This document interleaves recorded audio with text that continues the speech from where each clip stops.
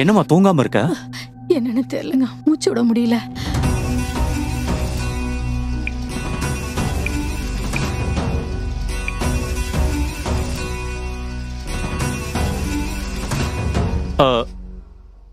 Doctor, என் ஒய்ஃபுக்கு மறுபடியும் பிரச்சனை அதிகமாயிடுச்சு டாக்டர்.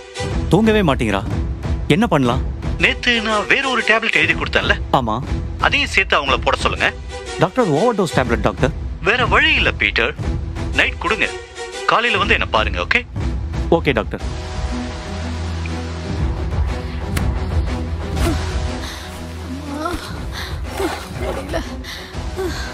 ரொம்ப கஷ்டமா இருக்கு, முடியலங்க.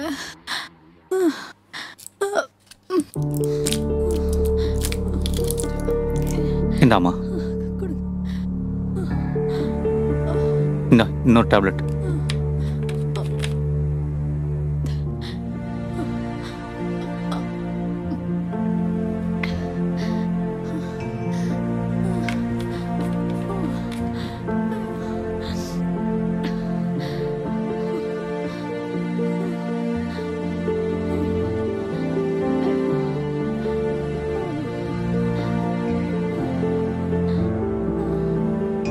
இப்ப பரவாயில்லையா? பரவாயில்லைங்க. சரிம்மா, நீ படுத்துக்க.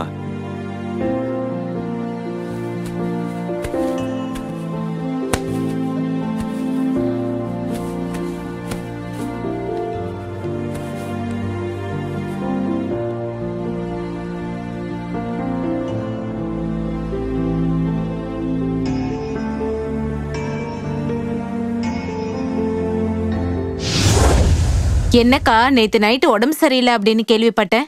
ஆமாக்கா, திடீர்னு ஒரு மாதிரி வேர்த்துட்டு வந்துடுச்சு, மனசெல்லாம் பயமாயிடுச்சு. ஒரு நல்ல டாக்டர் கிட்ட போய் காட்ட வேண்டியது தானே? போறேன்க்கா, ட்ரீட்மெண்ட் எடுத்துட்டு தான் இருக்கேன். உடம்ப கவனிச்சுக்கோங்கக்கா, சுவர் இருந்தாதான் சித்திரம் வரைய முடியும். சரிம்மா. நான் கேட்க வந்த விஷயத்தையே மறந்துட்டேன்க்கா. எங்க வீட்டு ஃபங்க்ஷனுக்கு உங்க வீட்ல இருந்து 2 மொய் கவர் வந்துச்சுக்கா. ஒன்னு உங்க பேர்ல, இன்னொன்னு உங்க ஹஸ்பண்ட் பேர்ல. எதுக்குக்கா? அது ஒண்ணும் இல்ல, நான் தான் என்னால வர முடியாது, நீங்க போய் மொய் வச்சிருங்கன்னு சொன்னேன். ஆனா அத நானே மறந்துட்டு ஃபங்க்ஷனுக்கு வந்துட்டேன். வேற ஒண்ணும் இல்லம்மா. என்ன சொல்லனே தெரியலக்கா. சரி, நான் கிளம்புறேன். சரிம்மா.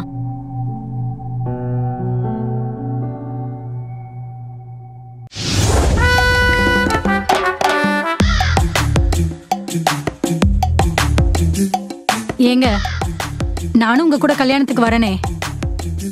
எதுக்குமா? ஒரு ஆள் போனா போதாதா? 2 பேர் போனா என்ன நினைப்பாங்க? நித்யா, மறந்துட்டேன், எனக்கு இன்னைக்கு ஆபீஸ்ல ஒரு முக்கியமான வேலை ஒண்ணு இருக்கு. சோ அதனால ஃபங்க்ஷனுக்கு என்னால போக முடியாது. நீ போயிட்டு வந்துருமா? சரிங்க.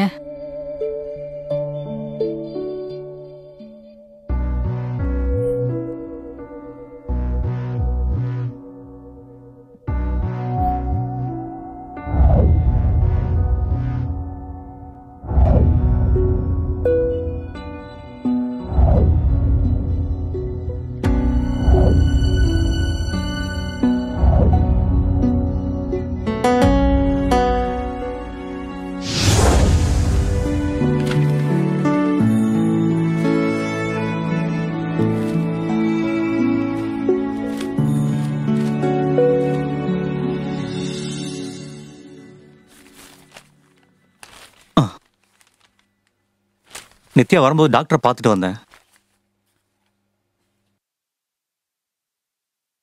இல்ல, டாக்டர் கிட்ட டேப்லெட் ஏதாவது மாத்தணுமான்னு கேட்டேன். அவர் டேப்லெட் எல்லாம் எதுவும் மாத்த வேண்டாம், அவங்களுக்கு உடம்புல பிரச்சனை இல்ல, மனசுலதான் பிரச்சனை, அவங்கள நல்ல ஒரு சைக்காட்டிஸ்டா போய் பாருங்கன்னு சொன்னாங்க. அப்ப என்ன பைத்தியம்னு சொல்லிட்டாங்களா? என்னம்மா இப்படி பேசுற? நீங்க சொன்னதுக்கு அதாங்க அர்த்தம். உன் மனைவிக்கு உடம்புல பிரச்சனை இல்ல, நல்ல மனநல மருத்துவரை பாருங்கன்னா வேற என்ன அர்த்தத்துல எடுத்துக்க முடியும்? இதுதான் உன் பிரச்சனையே. நான் ஒண்ணு சொன்னா நீ ஒண்ணு புரிஞ்சுக்கிற, நான் சொல்ல வர அர்த்தத்தையும் கேட்க மாட்டேங்கிற, அப்புறம் சைக்காட்ரிஸ்ட பார்க்காம உங்க வார்த்தையை நான் புரிஞ்சுக்கலையா? என்னங்க சொல்றீங்க? கல்யாணம் ஆகி இவ்ளோ நாள் ஆகியும் நீங்க தாங்க என்ன புரிஞ்சுக்கல. என்னால உன்னை புரிஞ்சிக்கவே முடியலம்மா. அதான் உங்க பிரச்சனையே. அததான் நானும் சொல்றேன். இன்னும் கொஞ்ச நேரம் உங்ககிட்ட பேசிட்டு இருந்தேன்னு வச்சுக்கோ, நான் தான் சைக்காட்ரிஸ்ட் போய் பார்க்கணும். என்கிட்ட பேசதான் உங்களுக்கு நேரம் இருக்காதே. உன்ன ச்சே.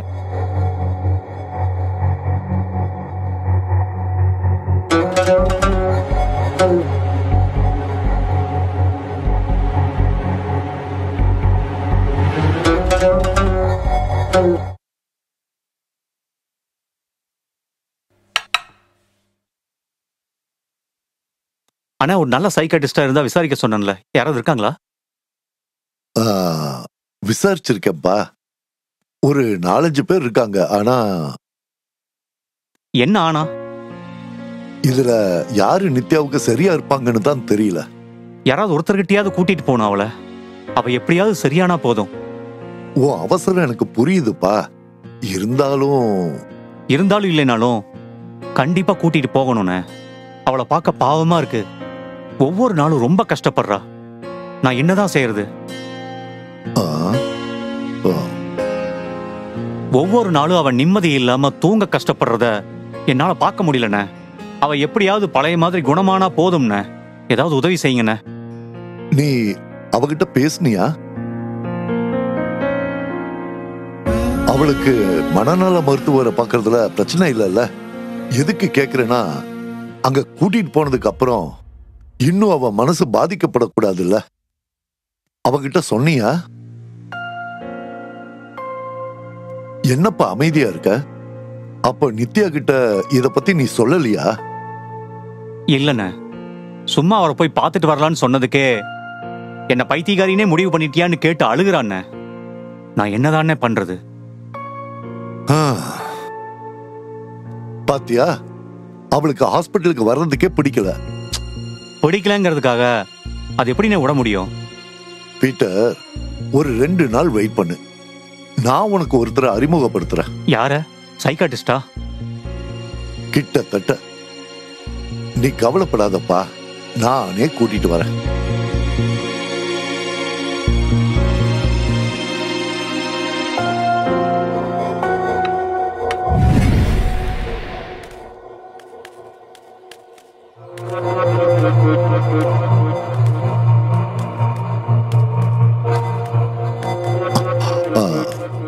ஜோதி, நித்யாவுக்குள்ள எப்ப பார்த்தாலும் ஒரு பயம் இருக்கு. அது ஏன் தான் தெரியலம்மா. பேசி பாப்போம்பா.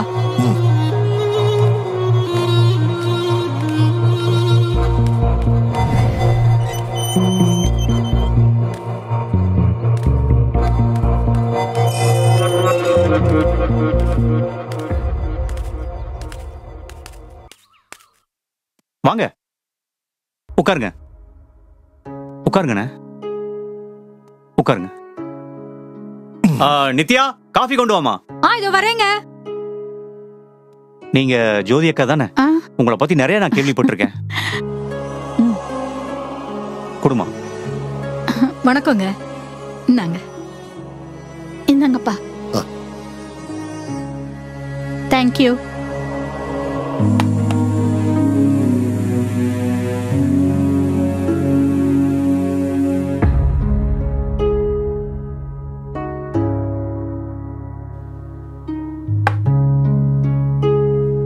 பீட்டர், ஒரு நிமிஷம் வாப்பா.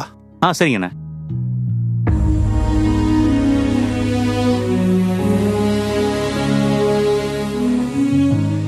உட்கார். அவங்க 2 பேரும் கொஞ்சம் மனம் விட்டு பேசட்டும். நாம இங்கேயே உட்கார்ந்து இருப்போம். சரிங்கண்ணே.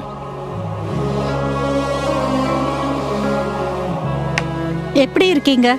நல்லா இருக்கேன்க்கா. என்கிட்ட பேசுறதுக்கு அவங்கள கூட்டு வந்தாங்க. இல்ல, என்ன மனநல மருத்துவர்கிட்ட கூட்டிட்டு போகணும்னு சொன்னாங்க. நான் முடியாதுன்னு சொல்லிட்டேன். அதான் உங்களை கூட்டிட்டு வந்துட்டாங்களோன்னு நினைச்சேன்.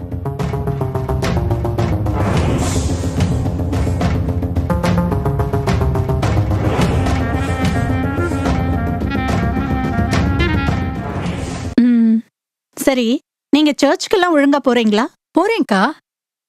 தனிப்பட்ட முறையில ஆண்டவரை தேடுறது? இங்க பாருங்க, நான் சொல்ல போற காரியம் உங்களுக்கு ஈஸியா புரியும்னு நினைக்கிறேன். வேதத்துல இருக்கிற ஒரு வசனத்துல இருந்தே ஆரம்பிக்கிறேன். சங்கீதம் 34:4 என்ன சொல்லுது தெரியுங்களா? நான் கர்த்தரை தேடினேன், அவர் எனக்கு செவி கொடுத்து என்னுடைய எல்லா பயத்துக்கும் என்னை நீங்களாக்கி விட்டார். இப்ப உங்களுக்குள்ள காரணமில்லாத பயம் இருக்கு. அது எதுக்குன்னு அப்புறம் பேசுவோம். இப்போ பயத்திலிருந்து எப்படி வெளியில வர்றதுன்னு நான் சொல்றேன். பயத்தை கொண்டு வர்றது பிசாசனுடைய வேலை. அதே நேரத்துல பயத்திலிருந்து விடுதலை தருவது இயேசுவனுடைய வேலை. பயத்திலிருந்து வெளியில வரணும்னா நீங்க முதல்ல தனிப்பட்ட முறையில இயேசுவை தேட பழகணும். வசனம் என்ன சொல்லுது? எல்லா பயத்துக்கும் நீங்களாக்குவார்னு. அப்படின்னா உங்களுக்குள்ள இருக்கிற எல்லா பயத்திலிருந்தும் அவரால விடுதலை கொடுக்க முடியும். தனிப்பட்ட முறையில தேவனோட உறவு இல்லைன்னா பிசாசின் கிரியைகளால நாம பாதிக்கப்படுவோம்.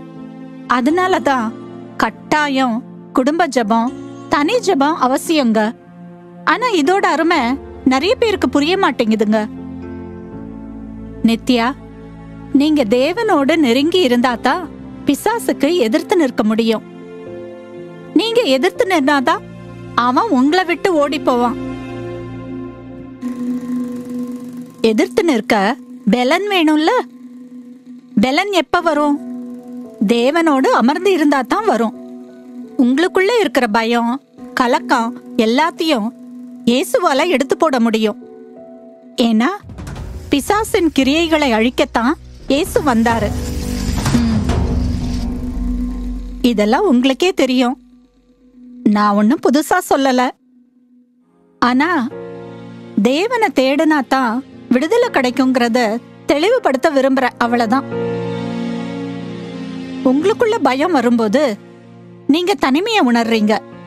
அப்படி இல்லைங்க, இயேசு உங்க கூட இருக்காருங்கிறத உணருங்க. அதுதான் உண்மை. பிசாசை விட இயேசு பெரியவர் நித்யா. உங்களுக்கு வேற எந்த பிரச்சனையும் இல்ல. தேவனோட இருக்கிறதுல தான் பிரச்சனை. நான் எல்லாத்தையும் இன்னைக்கே பேச விரும்பலமா. முதல்ல ஆண்டவருக்கு நேரம் கொடுக்க பழகுங்க. எல்லாமே உங்களுக்கு மாற ஆரம்பிக்கும். என்னமோக்கா, என் மனசுல இருக்கிற பாரம் குறைஞ்ச மாதிரி ஃபீல் பண்றேன். கட்டாயம் தனி ஜெபம் பண்ணுவேன்க்கா. வந்துட்டாங்க. நித்யா என்னக்கா சொன்னா? நித்யாவோட இந்த நிலைமைக்கு காரணம் நீங்க தான். நான்